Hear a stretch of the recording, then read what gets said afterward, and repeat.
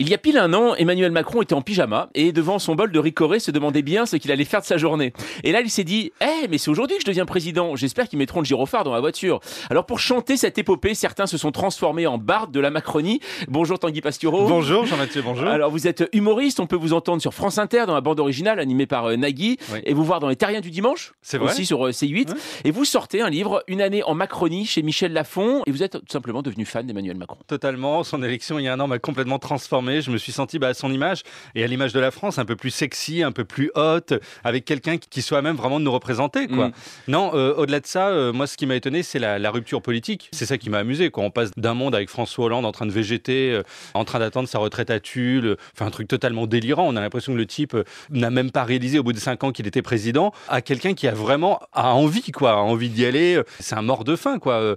Macron, c'est un jeune loup, quoi, vraiment. Et donc c'est ça qui m'a étonné. J'ai commencé à partir sur Macron en le traitant un peu différemment des autres. Et là, c'est une année de chronique autour de Macron, quoi. Des chroniques qui viennent d'où? Alors c'est des chroniques originales ou qui sont Non, piochées Ce sont des chroniques originales que j'ai faites à la radio. D'accord. Oui, qui sont originales Ouais, à la radio, mais que j'ai largement réécrites quand même, D'accord, parce que c'est ça. mon style à la radio est quand même assez parlé. Tout à fait. Je dis, ouais, là, Macron arrive et il dit, machin. Donc ça marche pas du Ah tout bon en livre. Ça marche pas Non, écrit. Ah bon. pas trop, un peu moins, D'accord. quoi. Alors, vous avez cette phrase à propos des soutiens d'Emmanuel Macron pendant la campagne. On se souvient, il y en avait énormément. Tout le monde était soutien d'Emmanuel Ah ouais, Macron, même Robert Hue à un moment, quand même. Et Macron, vous le dites, c'est comme la guerre de 100 ans. Il y a un canon, lui, entouré de boulets. Il va finir posé sur les remparts de Saint-Malo avec une vieille mouette sur l'épaule. Est-ce qu'un an après, ces soutiens, est-ce qu'ils sont toujours là? Et est-ce qu'un an après, pour ces soutiens-là, est-ce que c'est Emmanuel Macron, c'est toujours la même magie pour eux, d'après vous? Je pense. Alors, en vieux soutien, il y a Gérard Collomb, bien Oui, sûr. bien sûr, ministre de l'Intérieur. Voilà, pour lequel Macron, c'est totalement la magie. C'est vrai qu'il l'a découvert et sa vie s'est littéralement transformée. Je pense qu'il a perdu 20 ans d'un coup. Enfin, pour lui, c'est l'équivalent d'une visite à Lourdes, Macron. Donc, c'est extraordinaire, quoi. Et puis, au-delà de ça, tous les macronistes de départ sont toujours extrêmement fans de Macron. C'est-à-dire qu'il n'y a pas un discours discordant. Ça n'existe pas. Comment vous expliquez justement le fait que quand on voit des marcheurs, comme on dit, des pro-macronistes ou des insoumis également, il y a cette fascination pour le leader qu'on avait peut-être perdu en France à un moment. On n'avait plus cette fascination pour les chefs de parti. Non, complètement. Il y a eu un choc finalement, une épiphanie. Je pense qu'il y a un choc esthétique d'abord, Ouais, vraiment, parce que voilà, l'habit fait le moine et Macron a incarné quelque chose d'un peu plus charismatique que ses précédents quand même.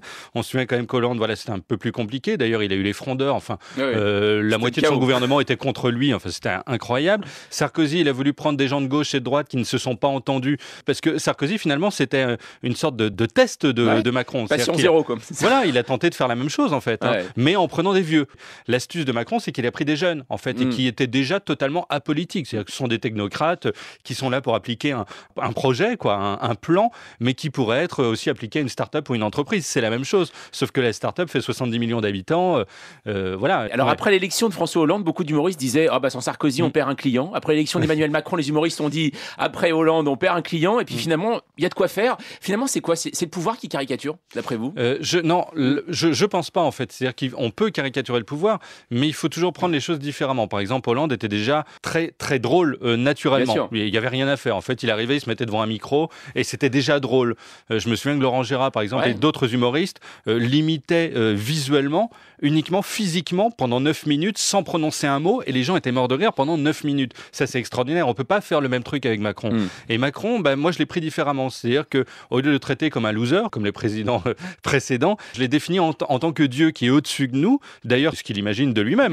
Peut-être, je ne sais pas, peut-être. Complètement. Je sais pas. Moi, je m'engage. Moi. Je n'hésite pas à le dire. Bien sûr. Et du coup, j'en ai créé un espèce de personnage de surhomme. Donc, je pense qu'en fait, on peut toujours les caricaturer, mais il faut les prendre différemment selon effectivement la personne qu'on a en face, quoi. Une chose, Tanguy Pastureau, un an de présidence, qu'est-ce qu'il y a eu de plus amusant finalement? Est-ce qu'il y a un événement particulier pendant ces un an là?